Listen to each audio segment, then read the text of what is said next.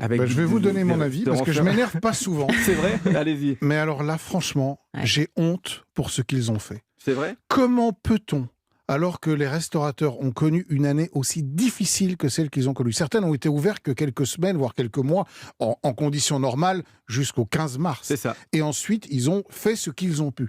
Comment a-t-on pu retirer des étoiles à des gens à qui on les avait données d'ailleurs souvent très peu de temps après À Paris, il y a un cas probant, c'est Jean-François Piège qu'on a reçu ici il n'y a pas longtemps, à qui on avait donné une étoile l'année dernière. On vient de lui retirer. On a goûté la cuisine de Jean-François Piège, je peux vous dire qu'elle n'a pas changé. Le Chateaubriand, même tarif.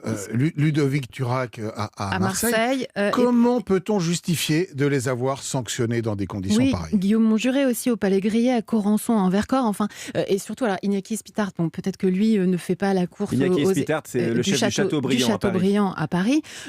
Voilà, le Michelin l'avait déjà oublié pendant une bonne vingtaine d'années, parce que c'était quand même un des chefs de file de la bistronomie.